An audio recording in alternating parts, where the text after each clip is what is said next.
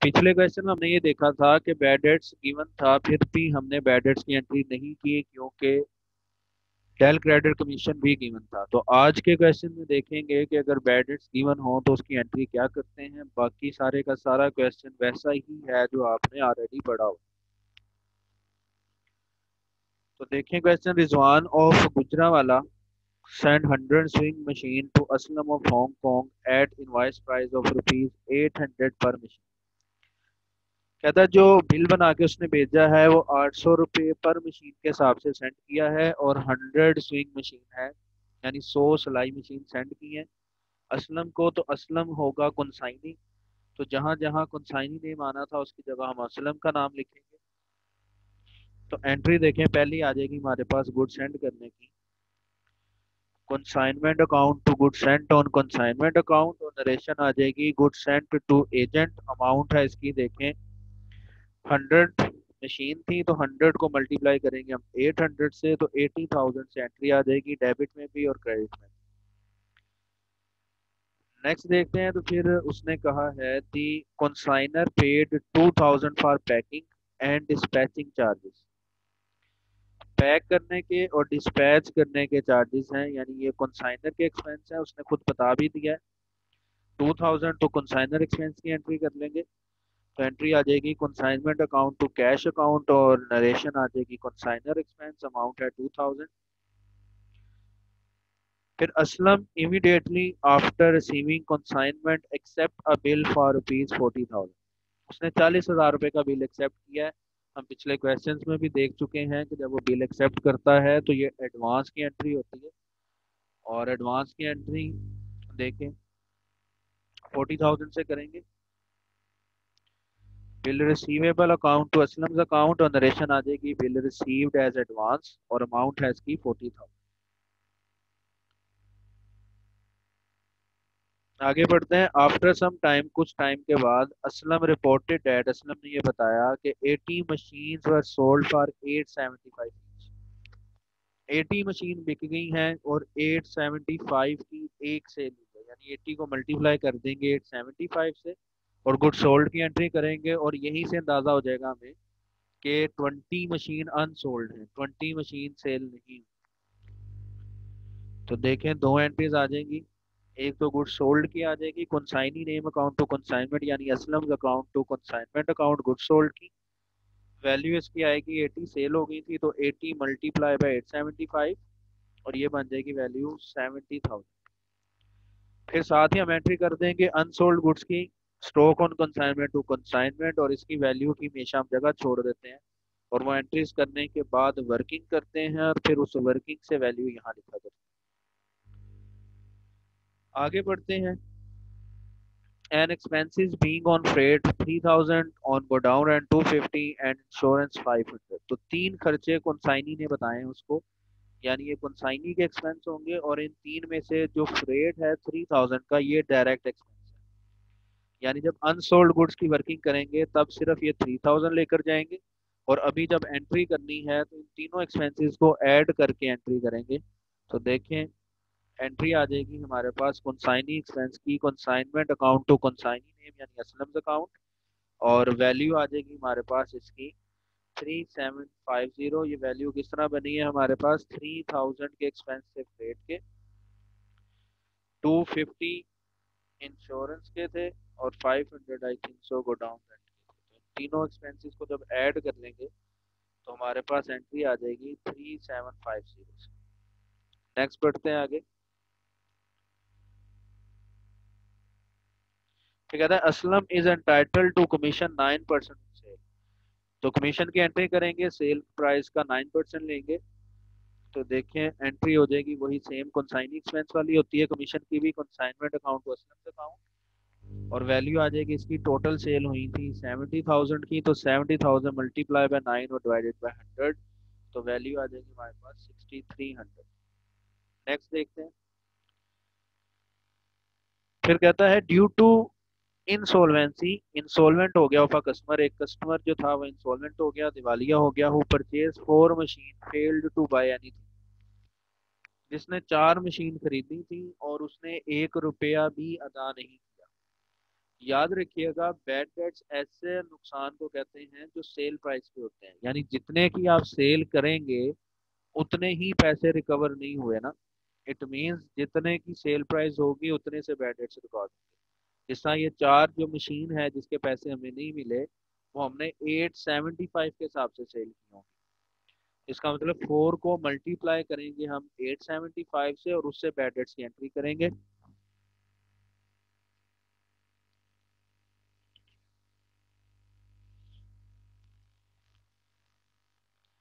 Another customer reduced 250 due to defect in machine purchase। जो machine खरीदी थी उसमें कोई खराबी निकल आई, जिसकी वजह से कस्टमर ने, एक और कस्टमर है जिसने 250 नहीं दिया, यानी ये भी बैड डेट्स। तो दो बातें हो गई बैड डेट्स की, उनको ऐड करके एंट्री कर लेंगे। चार मशीन के टोटल पैसे नहीं आए, 4 को मल्टीप्लाई करेंगे 875 से, फिर उसमें प्लस कर देंगे हम 250, तो इससे हमारी बैड डेट्स की एंट्री आ जाएगी। और यहाँ पे हमारा क्वेश्चन खत्म हो जाता है, मजीद एंट्रीज नहीं है। देखें,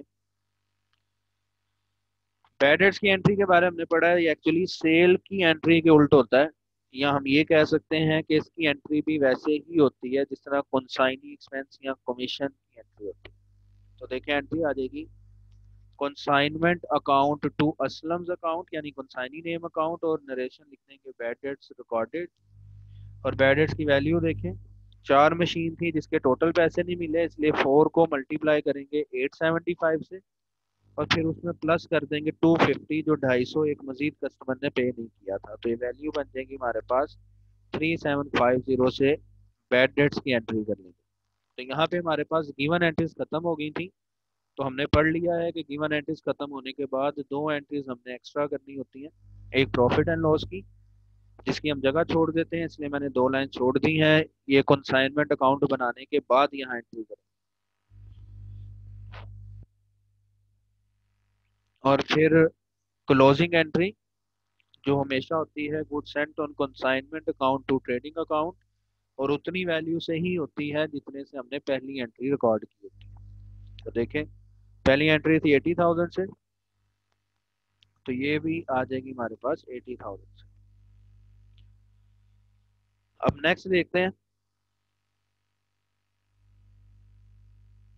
पहले वर्किंग जिसके लिए हमने अनसोल्ड की जगह छोड़ी हुई थी वैल्यू की, वो देखें 100 यूनिट्स थे, इसमें से 80 सेल हो गए तो 20 रह गए, इसलिए हम 20 को मल्टीप्लाई करेंगे जितने का एक यूनिट था। एक यूनिट था 800 का जो उसने क्वेश्चन की पहली लाइन में बताया होता है, तो 20 को मल्टीप्लाई करेंगे 800 से, तो वैल्यू आ गई हमारे पास 16,000। फिर हम ऐड करेंगे proportion of consignor expense, consignor के एक्सपेंस से हमारे पास 2000, 2000 को मल्टीप्लाई करेंगे 20 से, डिवाइड करेंगे 100 से, तो वैल्यू आ जाएगी हमारे पास 400। और फिर हम ऐड करेंगे proportion of consignee direct expense, consignee के डायरेक्ट एक्सपेंस मैंने आपको क्वेश्चन में ही बता दिए थे कि तीन एक्सपेंस थे, जिनमें से फ्रेट डायरेक्ट था 3000 का, तो यहाँ पे सिर्फ वो डायरेक्ट एक्सपेंस आएंगे। तो सेम वही फार्मूला यूज करेंगे, मल्टीप्लाई बाय 20 यानी अनसोल्ड यूनिट्स, और डिवाइड बाय 100 यानी टोटल यूनिट्स, तो वैल्यू आ जाएगी हमारे पास 600। फिर इन तीनों को ऐड करेंगे तो टोटल वैल्यू आ गई हमारे पास 17,000। तो जो ऊपर अनसोल्ड गुड्स के लिए हमने जगह छोड़ी हुई थी वैल्यू की, वहां पे हम एंट्री कर देंगे 17,000।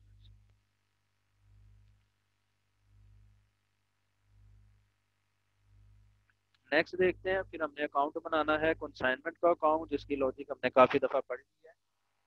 ये अकाउंट इसलिए बना रहे हैं ताकि हम प्रॉफिट एंड लॉस की एंट्री कर सकें, और हमने करना ये होता है कि हर वो एंट्री जिसमें कंसाइनमेंट का नाम आ रहा है उसे रिकॉर्ड करेंगे। अगर कंसाइनमेंट डेबिट हो रहा होगा तो डेबिट साइड पे रिकॉर्ड करेंगे, अगर कंसाइनमेंट क्रेडिट हो रहा होगा तो क्रेडिट साइड पे रिकॉर्ड करेंगे, और नाम ऑपोजिट आ जाएगा। जिस तरह पहली एंट्री देखें, पहली एंट्री में कंसाइनमेंट अकाउंट डेबिट हो रहा है, तो इसे डेबिट साइड पे रिकॉर्ड करेंगे, नाम आ जाएगा गुड सेंट ऑन कंसाइनमेंट का। दूसरी एंट्री में भी डेबिट हो रहा है तो डेबिट साइड पे ही रिकॉर्ड करेंगे, नाम आ जाएगा कैश अकाउंट का। तीसरी एंट्री में कंसाइनमेंट अकाउंट नहीं है तो ये कंसाइनमेंट अकाउंट में एंट्री नहीं आएगी। फिर फोर और फिफ्थ एंट्री में कंसाइनमेंट अकाउंट क्रेडिट हो रहा है, फोर्थ में असलम की वजह से तो नाम असलम का आ जाएगा, फिफ्थ में स्टॉक ऑन कंसाइनमेंट की वजह से तो नाम स्टॉक ऑन कंसाइनमेंट का आ जाएगा। तो ये दो एंट्रीज क्रेडिट साइड पे रिकॉर्ड हो जाएंगी। फिर सिक्स और सेवन और एट एंट्री, यानी कंसाइनिंग एक्सपेंस में, कमीशन में, और बैड डेट्स वाली एंट्री में, तीनों एंट्रीज में कंसाइनमेंट अकाउंट डेबिट हो रहा है, कि तीनों एंट्रीज डेबिट साइड पे रिकॉर्ड होंगी और नाम इनका ऑपोजिट आएगा और तीनों का नाम ऑपोजिट असलम ही है, तो डेबिट साइड पे तीनों एंट्रीज में रिकॉर्ड असलम के नाम से आ जाएगा। तो देखें, जब हमने कंसाइनमेंट अकाउंट बनाना है तो 5 रिकॉर्डिंग ऐसी हैं जो कंसाइनमेंट अकाउंट की डेबिट साइड पे रिकॉर्ड होंगी क्योंकि कंसाइनमेंट इन एंट्रीज में डेबिट हो रहा था, और 2 रिकॉर्डिंग ऐसी हैं जिसमें क्रेडिट साइड पे हम रिकॉर्ड करें क्योंकि इनमें कंसाइनमेंट अकाउंट क्रेडिट हो रहा था, तो एंट्री नंबर 4 एंड 5 में क्रेडिट था, इसलिए ये क्रेडिट साइड में आएंगी और नाम अपोजिट लिख देंगे। और एंट्री नंबर 212678 इसमें डेबिट हो रहा था, तो इनकी रिकॉर्डिंग को डेबिट साइड पे लिख देंगे और नाम अपोजिट आ जाएंगे।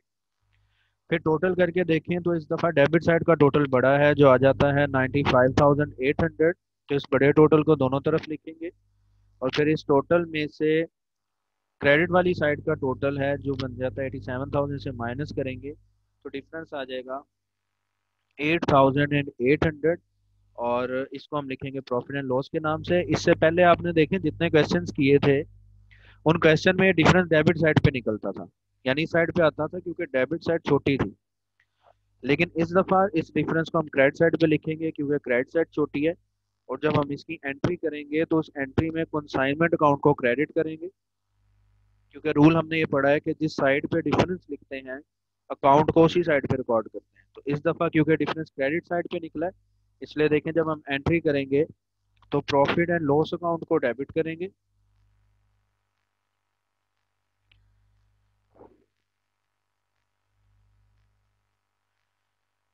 और क्योंकि डिफरेंस हमारा क्रेडिट साइड पे निकला था इसलिए कंसाइनमेंट अकाउंट को हम क्रेडिट करेंगे।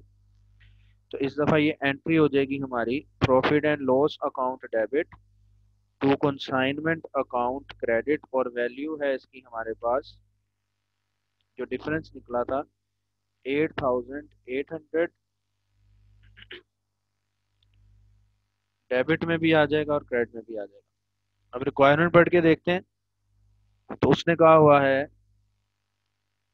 पास अब transaction in the books of consignor, यानी सिर्फ उसने क्या ट्रांजैक्शंस पास करने यानी एंट्रीज पास करनी है आपने।